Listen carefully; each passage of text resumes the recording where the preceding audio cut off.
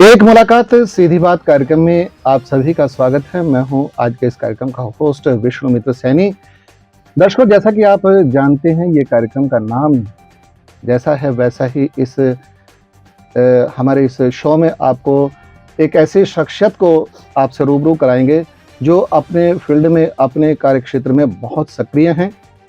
और चाहे वो राजनीति का क्षेत्र है, चाहे वो व्यापार का क्षेत्र है, चाहे वो किसी डॉक्टरी का है या किसी खेल का है, हम सभी जितने भी क्षेत्र हैं हमारे समाज के, उन क्षेत्रों से उन महान हस्तियों को यहाँ आमंत्रित करेंगे इस कार्यक्रम में और आपसे रूबरू कराएंगे और उनसे सीधी मुलाकात करके उनसे जानेंगे कुछ जो विषय लेकर के जब आएंगे हम उनके बीच में, तो उन विषयों पर उनसे चर्चा करेंगे। और आज हमने इसी कार्यक्रम में बुलाया है शहर के जाने माने व्यापारी नेता हेमंत बख्शी जी को। हेमंत बख्शी जी, आपका कार्यक्रम में बहुत बहुत स्वागत है। शुक्रिया जी, बहुत बहुत शुक्रिया। मैं अपने दर्शकों को इनके बारे में, इनकी हॉबीज़ के बारे में बताना चाहूँगा कि पहली बात तो इनका जन्म 1978 में रोहतक में हुआ है और गिरिराज ज्वेलर्स के ये ऑनर हैं और एक राजनीतिक पार्टी से भी जुड़े हुए हैं। वो भी इनसे पूछेंगे कि वो पार्टी जिससे वो जुड़े हुए हैं उस पार्टी में किस तरह का ये काम कर रहे हैं, किस तरह से उस संगठन को चला रहे हैं, क्या किस पद पर हैं वो। और व्यापार के क्षेत्र में इनका बहुत बड़ा नाम है, तो व्यापार जो कर रहे हैं और क्योंकि व्यापारी नेता हैं और रोहतक ट्रेडर्स एसोसिएशन के ये जिलाध्यक्ष हैं और हरियाणा व्यापार मंडल के भी जिलाध्यक्ष हैं। तो क्योंकि हम व्यापारी नेता के तौर पर इनको सबसे पहले आप लोगों से रूबरू करा रहे हैं, तो पहला सवाल ही मैं आपसे चाहूँगा बख्शी जी के व्यापार कैसा चल रहा है आपका?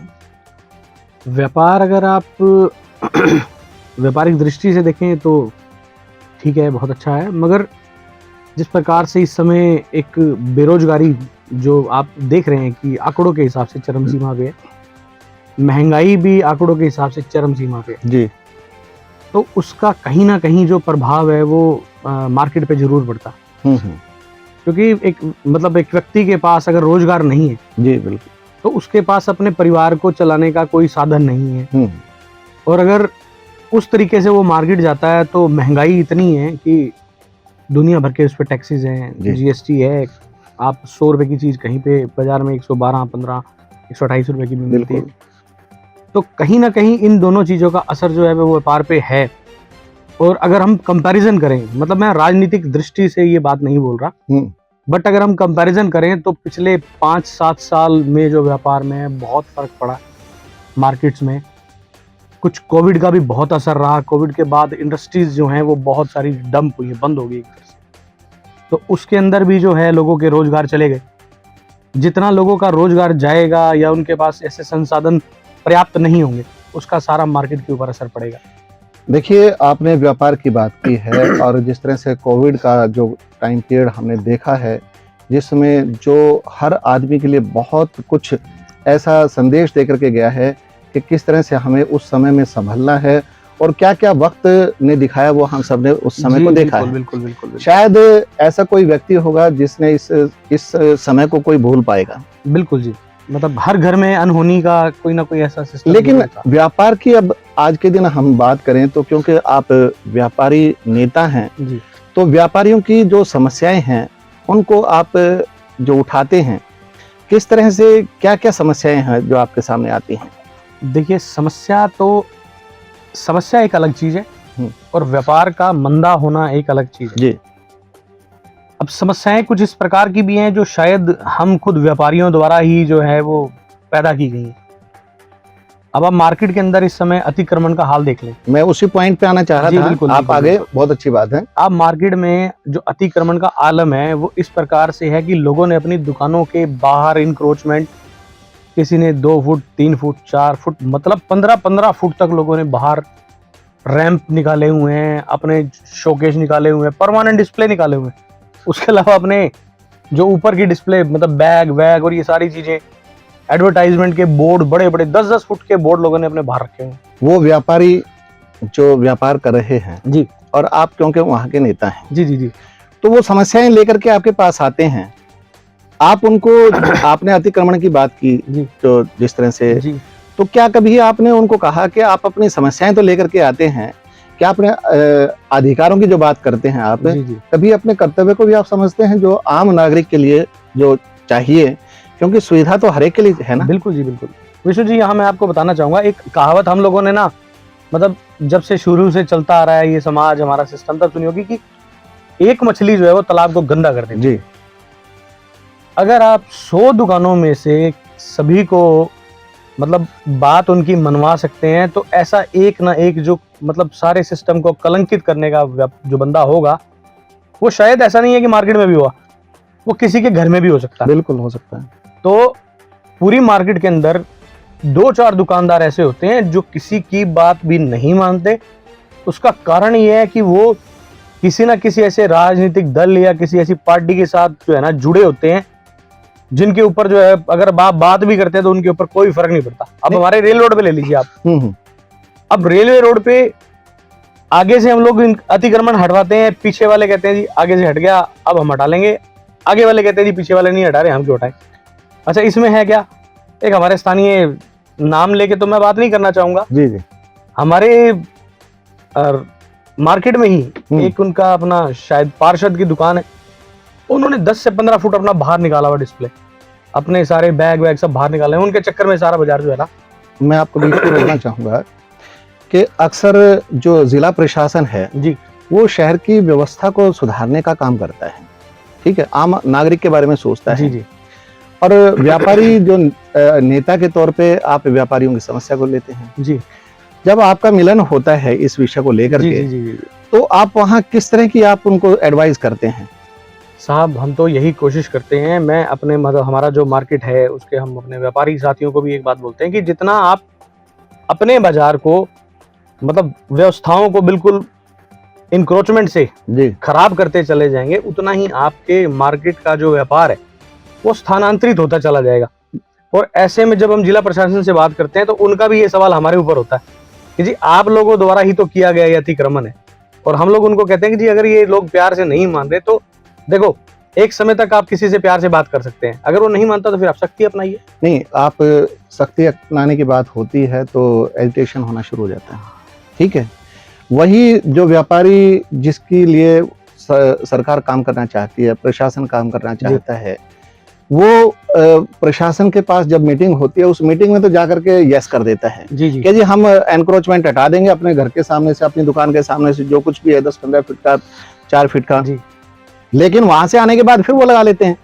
तो ये सबसे बड़ी समस्या है कि भाई वहां प्रशासन को क्या आप आश्वासन दे करके आए, और यहाँ आकर के फिर आप कहते हैं जी हमारी तो रोजी रोटी है जी।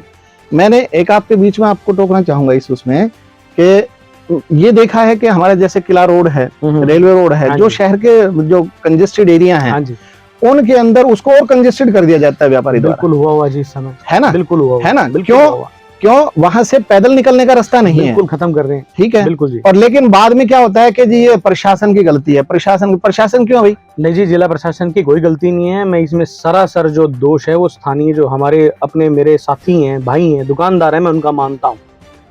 अपनी दुकानों के आगे किला रोड की अगर हम बात करते हैं तो उन्होंने फड़ी लगवाई हुई है, वो पैसे फड़ी वालों लेते, से पैसे लेते हैं। जी बिल्कुल, एक मिनट सुनिए मेरी बात। हाँ। फड़ी लगाई हुई है, फिर उसके बाद पूरी मार्केट्स के अंदर जितना सेल्समैन आता है या जो दुकानदार हैं, उनके अपने 2 व्हीलर्स हैं, वो 2 व्हीलर्स उन्होंने रोड के बीच में खड़े करने शुरू कर दिए। अब देखिए, एक मतलब अमूमन 30 फुट का बाजार होगा शायद, 30 फुट के अंदर 5 फुट इधर से 5 फुट इधर से, तो आपने उसका अपना फड़ी ने घेर दिया। बिल्कुल। उसके बाद बीच में 5-7 फुट की आपकी बाइक लग गई।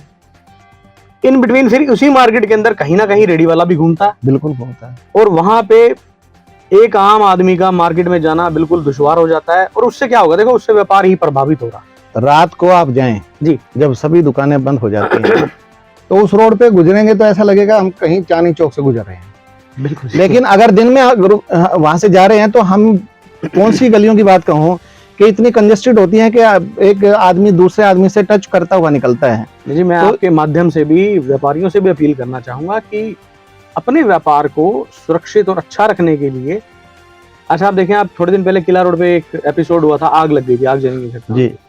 तो उस समय जो है एकदम से उसका फायर ब्रिगेड का वहां पे आना, या जैसे अभी भिवानी स्टैंड पे लगी थी, तो ऐसी दिक्कतों, शौरी क्लॉथ मार्केट है, हाँ जी, वो हमारी ऐसी कंजेस्टेड उसमें है कि आज इतनी बारीक बारीक गलियां हैं जिसमें वहां से अगर कोई इमरजेंसी इस तरह की हो जाए जी जी जी, तो शायद फायर ब्रिगेड तो क्या पैदल भी आदमी वहां तक नहीं कुछ लेकर जा सकता। बिल्कुल ठीक नहीं। ये तो व्यापारियों, आपके माध्यम से मैं अपील करूंगा व्यापारियों से कि अगर वो एक शहर को अच्छा माहौल देना चाहते हैं, अपने जो आपके पास ग्राहक खरीदारी करने के लिए आपकी मार्केट्स में आता है, उनको एक अच्छा माहौल देना चाहते हैं, एक व्यवस्था देना चाहते हैं, तो अतिक्रमण को जो है वो थोड़ा सा आप दरकिनार कीजिए। एक जयपुर में कई बार गया हूँ, तो वहां मैंने क्या देखा कि उनकी दुकानों के ऊपर बोर्ड भी नहीं है, मतलब जो डिस्प्ले है वो उन्होंने बकायदा अपनी दुकानों के ऊपर प्रिंट करवाया हुआ है, एक तरह से सबका एक जैसा कंसेप्ट है। हमने क्या व्यापार हमने रोहतक की बात करें ना, तो रोहतक में हमने ये देखा है इतना इस तरह का माहौल, वरना मैंने बहुत सारे ऐसे शहरों को देखा है कि बहुत पीसफुल वहां पर शॉपिंग करने के लिए लोग आते हैं, स्पेस बहुत ज्यादा है और वो सामान को 15 फीट 10 फीट बाहर नहीं निकाल करके रखते, घर उनकी दुकान में ही कस्टमर पहुंच जाते हैं। तो ये एक बहुत अच्छी बात है, लेकिन हमारे जो लोग हैं पता नहीं, मैं आपके माध्यम से कहना चाहूंगा कि इसमें कहाँ कुछ वो मानसिकता है, लोगों को अपनी मानसिकता जो वो बदलनी पड़ेगी। जी बिल्कुल, या ये लालच छोड़ना पड़ेगा, जो वो फड़ी वाले जिनसे जो पैसा लेते हैं उस पैसे को आप कैसे छुड़वाएंगे, किस तरह से आप करवाएंगे, आप क्या कहना चाहिए? हम तो ये चाहते हैं कि देखो जिला प्रशासन जो है, जी हो सकता है मेरी बात का कुछ लोग बुरा भी मान जाए, मैं कहता हूँ जिला प्रशासन जो है अपनी तरफ से सख्त रवैया अपनाए। जी अगर आपकी मार्केट है, किसने आपको ये ये राइट दिया कि आप अपनी दुकान के आगे 5-7 फुट जगह जो है उसको रिजर्व कर दो और पैसा लेने के लिए? नहीं, बिल्कुल भी गलत है, ये तो गलत, ऐसा नहीं होना चाहिए। पब्लिक की जगह है, पब्लिक की जगह का आप पैसा ले रहे हैं, बिल्कुल पब्लिक को परेशान कर रहे हैं। सबसे बड़ी बात तो ये है ना कि पब्लिक को परेशान कर रहे हैं। आप कह रहे हैं कस्टमर आता है यहाँ, अरे कस्टमर तो बेचारा आ ही रहा है, जी जी जी, वो इतना परेशान होकर के शायद वो कहीं दूसरी जगह भी तो जाना स्थानांतरित, मैं तो पहले ही कह रहा हूँ आपको। एक टाइम था जनाब जिस समय चमेली मार्केट जी या बड़ा बाजार जो है वो शहर के सबसे मतलब बड़े बाजारों में आज से 25-30 साल पहले की बात है। उसके बाद जब एक मार्केट थोड़ी खुली मिली तो किला रोड मिला और रेलवे रोड मिला। ये बाजार ऐसे हैं, आपने विष्णु जी बिल्कुल ठीक कहा, हमारा रेलवे रोड इतना चौड़ा है कि अगर आप रात के समय आप 2 बसें या 2 ट्रक जो है वो आमने सामने भगा के निकाल लो, बिल्कुल है, तो भी कोई दिक्कत नहीं होती। और सुबह वहीं से जो है ना 2 पहिया वाहनों का भी निकलना। थोड़े दिन पहले मेयर साहब की गाड़ी भिवानी स्टैंड से लेके ये नागपाल छोले भटूरे तक का जो गैप है, इसके अंदर पौना घंटा फंसी रही। अब सोच के देखिए, ऐसे जनप्रतिनिधि की गाड़ी जो खुद, जिसके हाथ में सारा निगम है, जो चाहे तो पता नहीं क्या कुछ करवा सकता है। मगर चलिए, ये तो हमने एक बात की, आपके अतिक्रमण की बात की, जी जी ठीक है, दुकानदारों की जो एनक्रोचमेंट जो करते हैं, वो अतिक्रमण करते हैं, उसकी बात की। कानून व्यवस्था को लेकर के आप क्या कहना चाहेंगे व्यापारियों के लिए? जनाब आप मेरे मुंह से ना ही पूछो तो बढ़िया रहेगा। नहीं देखिए, हम आज आपसे सीधी बात इसीलिए कर रहे हैं ना। मैं कहता हूँ कानून व्यवस्था का तो जनाजा उठा हुआ है साहब इस समय। आप ये देखिए कि हमारे पीछे, वैसे तो सारे शहर का ये हालात है, अभी रेलवे रोड पे एक किसी व्यापारी के गले में से कोई बंदे 2 पैसे निकाल के ले गए और उस बंदे की पूरी फुटेज वीडियो उठा के पुलिस वालों को दे दी गई। उसके बाद भी 6 बारी उसने वहां पे चक्कर काटे हैं, उस व्यक्ति की जो है वो FIR दर्ज नहीं हुई। इसके साथ साथ भिवानी स्टैंड के आप अंदर एंट्री करेंगे तो साइड पे जाके बिल्कुल कॉर्नर पे अग्रसेन चौक है, जो अग्रसेन चौक पे पीछे झगड़ा हुआ। उसके अंदर क्या हुआ कि एक झगड़ा 3 बारी हुआ। 3 बारी झगड़े के अंदर वहां पे जो मौजूदा पुलिस कर्मचारी थे, उन्होंने जो पिटे हैं उनको ये बात बोली कि जी बदमाश दोबारा आ रहे हैं, आप भाग जाओ यहाँ से। मैं हैरान हो गया उनकी बात सुन के। पीछे DSP साहब वहां गए तो मैंने उनके मुंह पे ये बात करवाई। उनको यकीन नहीं था कि भाई इतना हालात चरमरा चुके। ये रोहतक में कानून व्यवस्था कब से बिगड़नी शुरू हुई? जनाब देखिए, क्राइम तो इस सरकार से पहले भी था। मैं वही बात बता रहा हूँ आपको। मैं ये कहना चाह रहा था कि क्राइम तो जो है वो प्रॉपरली कभी फुली कंट्रोल तो कभी भी नहीं हुआ। अब इससे पहले सरकार की अगर आप बात करेंगे तो उस समय भी मतलब डकैतियां भी डली हैं, लूट भी हुई है, बहुत बड़े स्नैचिंग हुई है, बहुत स्नैचिंग हुई है, सब कुछ हुआ।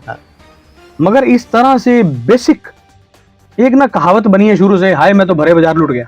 जी जी, मतलब वो अब हमारी मार्केट्स के अंदर ऐसा नजर आ रहा है। चलो आप सुनसान में तो स्नैचिंग भी हो रही है, कहीं गली मोहल्ले में सेक्टर्स के अंदर नहीं, कानून व्यवस्था भरे बाजार के अंदर आए किसी लेडीज के आप कड़े उतरवा रहे हो, चैन उतरवा रहे हो, अंगूठी और सोना ठगी मार के लेके जा रहे हो। देखिए बख्शी जी, के कानून व्यवस्था अगर ठीक नहीं होगी तो ना तो व्यापार चलेगा ना व्यापारी चलेगा। बिल्कुल जी, हर ठीक है? आदमी भयभीत रहता है इस हाँ, माहौल के भयभीत अंदर। रहता है, बिल्कुल। जब खरीदार ही मार्केट में नहीं आएगा। हाँ जी, हाँ जी, हाँ जी, हाँ क्योंकि जी। उसको लगता है कि जो कुछ भी वो पहन करके गया हुआ है, वही अगर वो वहां जा करके इस तरह की वारदात विष्णु जी, के हम दौरान अगर लोगों उतर ने जाता है। 100 बारी प्रशासन को बकायदा लिखित रूप में दिया है, पुलिस प्रशासन को, हम्म, कि रेलवे रोड के ऊपर अनआइडेंटिफाइड लोगों का जमावड़ा हर समय रहता है, भिवानी स्टैंड पे भी, इधर दूसरी मार्केट्स में भी रहता है।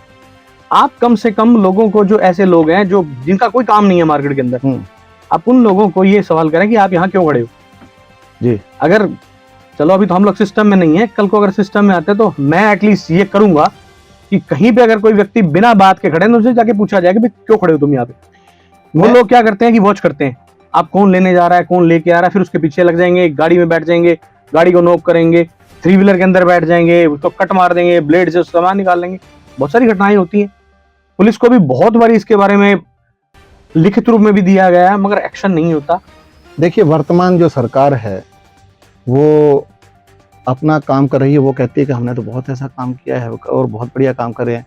एक जो टैक्स की बात आती है, जीएसटी लगा जी, है, और जीएसटी लगने के बाद जो व्यापार में जिस तरह का कुछ परिवर्तन हुआ। देखिए जी, व्यापार में तो जीएसटी मेरे ऊपर लगा, मैंने कस्टमर से ले लिया जी। व्यापार के ऊपर कुछ ऐसा उसका प्रभाव नहीं आएगा, मगर बेसिक जहां एक आदमी पहले ही महंगाई की मार से परेशान है, उसको 100 रुपए की चीज आज 120 सिस्टम की बात जो मैं कह रहा हूँ वो बात कह रहा हूँ कि कुछ सिस्टम में जो पहले कह रहे थे कि सरकार कह रही है कि भाई सिस्टम में हमारा जो है ना, ये सारा जो व्यापार अब सिस्टम में होने लग गया। पहले तो नंबर 2 में व्यापारी काम करता था जी। अब वो व्यापारी क्या नंबर 2 में काम करते हैं आप? नहीं जी, सुनिए, हाँ। इसमें भी मैं तारीफ करता हूँ सरकार की, कि सरकार के पास इतना रेवेन्यू आज तक कभी नहीं गया जीएसटी के माध्यम से या अन्य करों के माध्यम से, जितना इस पिछले 3 सालों के अंदर सरकार के पास रेवेन्यू गया। करोड़ों रुपए, मतलब सीएसटी या एसएसटी जो भी है, जीएसटी, ये इतना ज्यादा गया है, इसके रिकॉर्ड्स अगर आप देखेंगे तो पिछले महीने का इससे सबसे ज्यादा रहा। हाँ जी, बिल्कुल रहा है। मगर वहीं मैं एक बात कहना चाहूंगा कि सरकार लगाने को तो 1 रुपया पूरे शहर पे, मैं उसी पॉइंट पे आ रहा था कि इंफ्रास्ट्रक्चर हमारा, उसके बदले क्या मिला हमारे को? 0 जी। तो ऐसा आप क्या इसके लिए कभी व्यापारी आवाज नहीं उठाते? 100 बार ये उठाई है जनाब, मगर पता नहीं कैसी अंधी गूंगी बहरी सरकार है, इससे कुछ नहीं सुनता। जिला प्रशासन भी जो है, आपने इसके लिए क्या प्रयास किए बताइए? मैं अगर अलग अलग आपको गिनवाऊं तो जैसे अब हमारा झज्जर रोड है जी, झज्जर रोड पे एक सड़क जो अपना स्वास्थ्य विभाग है उसने तोड़ दी। 2 महीने उसका वहां से मलबा नहीं उठाया गया। तोड़ना एक अलग चीज है, मलबा उठाना एक अलग चीज है। मलबा नहीं उठाया गया, लोग वहां से निकलते पड़ते, गाड़ियां भी भिड़ी, लोग गिरे भी लोग। उसके बाद हमने मीटिंग के अंदर डीसी साहब को ये बात कही, मैं कहा डीसी साहब 2 महीने से एक सड़क तोड़ी हुई है और उसका मलबा भी वहां पड़ा है, उसको ठीक करना तो बहुत दूर की बात है। अब वो 2 महीने का जो एपिसोड है वो 6 महीने पे पहुंच चुका है जनाब। उस जो रोड की कोई मरम्मत नहीं हुई, और जो वो वहां पे टूटा हुआ रोड पड़ा था, मतलब बड़ी बड़ी रोड़ी जो पड़ी हुई थी, उसके टुकड़े पड़े हुए थे, वो भी स्थानीय व्यापारियों द्वारा अपने निजी खर्चे पे उठवा के बाहर फिकवाए गए। अब आप दूसरी साइड आ जाइए, मॉडल टाउन में भी ऐसा ही, मतलब उन्होंने पाइप डाले नीचे, स्वास्थ्य विभाग वालों ने, और उसके बाद वहां पे इस समय 2-2, 2.5 फुट खड्डे हैं। शहर का जो सबसे, मतलब इस समय नया एक बाजार है, सुंदर बाजार है, जो उसको भी उन्होंने अपनी तरफ से बिल्कुल तहस नहस करके छोड़ा हुआ, आप देखें जाके। चलिए, मैं आपकी सारी बातों को वाइंड अप करते हुए एक सवाल करता हूं जी, कि आपने कहा कि अतिक्रमण वो हमारा बहुत बड़ा मुद्दा है जी, कानून व्यवस्था को आपने कहा, बेरोजगारी की समस्या को कहा, जी, जी, जी, इंफ्रास्ट्रक्चर जो है उसको कहा, जी। इन सारे पॉइंट्स को लेकर के आप वर्तमान सरकार को इनमें से जो पॉइंट्स हैं, कौन से में ज्यादा नंबर देंगे और किस में कम नंबर देंगे? साहब, सरकार को नंबर तो देखो एक चीज में सबसे ज्यादा दिए जा सकते हैं। किस में बताइए? भ्रष्टाचार के अंदर। भ्रष्टाचार तो देखिए पहले वाली सरकार में भी था, और ये तो ये सरकार तो कहती है, ये आप कैसे कहते हैं कि मैं बताइए आपको, मैं बताता हूँ आपको। आज आप तहसील में चले जाएं जी, आज आप तहसील में चले जाएं, बकायदा एक रजिस्ट्री के इन लोगों ने रेट रखे हुए हैं। और उससे हटके जो अब ये चल रहा है, जो पारिवारिक आईडी बनी हुई है जी, इसको लेके इतना करप्शन इन लोगों ने फैला रखा है, और एक आम इंसान इतना दुखी है, सारा दिन वहां पे निगम के अंदर बैठे रहते हैं और काम नहीं होता। देखिए बख्शी साहब, अच्छा सुनिए, आप 2000 दीजिए, 2000 का नोट दीजिए, आपका पोर्टल चलना शुरू हो जाएगा। ठीक है। नहीं तो आपका एक आम, अगर आप सिर्फ चक्कर काटने आए तो आपका पोर्टल बंद है 2 दिन 4 दिन 5 दिन। लेकिन देखिए सरकार ने एक सिटी चार्टर भी वो शुरू किया हुआ है। अच्छा जी। और उसमें अगर मैं आम लोगों को बताना चाहता हूं कि हम लोग ही जाकर के भ्रष्टाचार फैलाते हैं और उसमें हमारा भी योगदान है। मैं ये नहीं कहता कि हमारी तरफ से सारे का सारा है, कि हम अपने काम को जल्दी करवाने के चक्कर में पैसे देते हैं और वो अगला हमारे उसका फायदा उठाता है। तो जब सरकार ने कहा है, सीएम साहब कहते हैं कि भाई किसी को कोई पैसा नहीं देना, ये सरकार बगैर खर्ची बगैर पर्ची की सरकार है। ठीक है, सरकार, मैं उनकी वक्तव्य की बात कर रहा हूं, आप उससे कितना सेटिस्फाई हैं कि हाँ ये बगैर खर्चे बगैर पर्ची की सरकार है? मैं नॉन पॉलिटिकली नॉन बायस्ड होकर एक बात करता हूँ कि मैं इस चीज के लेके बिल्कुल भी सेटिस्फाइड नहीं हूँ। आप खर्ची और पर्ची की बात कर रहे हैं, आप पीजीआई चले जाइए जी, एक 4th क्लास नौकरी जो है जी, एक 4th क्लास जो आपके जो अपने जो परमानेंट भी नहीं है जो जी, उसकी नौकरी के लिए भी 5000 रुपए शुरू में उसको देने पड़ते हैं। यानी ठेकेदारी प्रथा आ गई, सब कुछ है जनाब। 5000 रुपए देने पड़ते हैं, फिर कहीं जाके उसकी नौकरी लगती है, फिर उसको बेचारे को 13-14 हजार जो भी है वो तनख्वाह मिलनी शुरू होती है जी।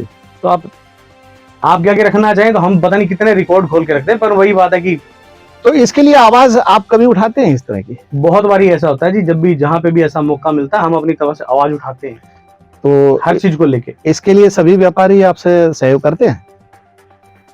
कुछ एक देखिए, पता क्या है, व्यापारी एक ऐसा वर्ग है जो खुलकर सामने कभी नहीं आता जी। वो तो हम जैसे कुछ सर फिरे हैं जो सर पे कफन बांध के हर टाइम बाहर निकलते हैं और किसी का भी पंगा अपने मुंह ले। देखिए वो वाली बात है कि आप किसी को ना किसी को तो आगे आना पड़ेगा। बिल्कुल जी, बिल्कुल बिल्कुल। हम ये मानते हैं कि आपकी बात का मैं समर्थन करता हूँ कि आजकल हर लोग जो है ना वो भ्रष्टाचार की बात करते हैं, बहुत बड़े बड़े वायदे करते हैं कि वो कहते हैं कि भ्रष्टाचार बढ़ गया, बेरोजगारी बढ़ गई, ये बढ़ गया, वो बढ़ गया। अब कहीं ना कहीं हमारा खुद का योगदान भी है उसमें। मैं एक पक्ष अपना ही मानता हूँ, हमारे लोगों का ही मानता हूँ। सब लोग जो हैं वो चाहते हैं भगत सिंह तो पैदा हो पर पड़ोसी के घर में पैदा हो, मेरे घर में ना हो। मेरे को नुकसान नहीं होना चाहिए, मेरे टैक्स में कोई फर्क नहीं पड़ना चाहिए, मेरी जो नंबर 2 की कमाई है उसमें कोई कमी नहीं होनी चाहिए, वैसे ईमानदारी होनी चाहिए। तो ईमानदारी तो हर आदमी लेकर के आएगा, हर आदमी की सोच बदलेगी, तभी तो ये बदल पाएगा जी। कई बार मजबूरियां भी हो जाती हैं। अभी मेरे पास एक कस्टमर आए हुए थे 2 दिन पहले, वो मुझे बता रहे थे कि उनके लड़के ने बाहर जाना था। अब उनके लड़के ने बाहर जाना था तो मैंडेटरी था कि आईडी चाहिए जी।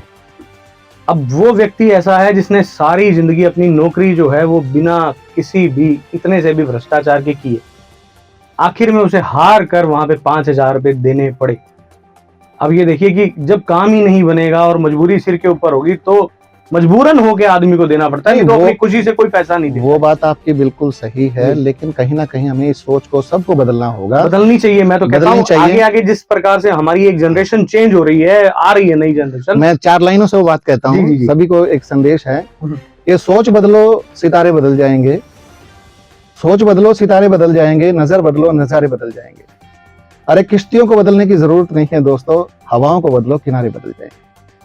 तो मैं ये मानता हूं कि जब तक हम हवा को नहीं बदलेंगे, जब तक हम अपने अंदर से परिवर्तन नहीं लेके आएंगे, चाहे जिला प्रशासन हो, चाहे हमारा व्यापारी वर्ग हो, चाहे आम जनता हो, ये सारा जितना सिस्टम है वो हमारा जब ही चेंज होगा जब हम सब मिलकर के प्रयास करेंगे। हर व्यक्ति जिम्मेदार नागरिक का फर्ज निभाएगा। हाँ, सब अपनी जिम्मेदारी लेकर के चलेंगे। तो हेमंत बख्शी जी, आज आप हमारे स्टूडियो में आए और एक मुलाकात सीधी बात कार्यक्रम में आपने हमारे साथ जो बेबाक जवाब दिए। बिल्कुल, पार्टी से जुड़े हुए हैं, राजनीति भी करते हैं जी जी, और बहुत कद्दावर नेता हैं अपनी पार्टी में।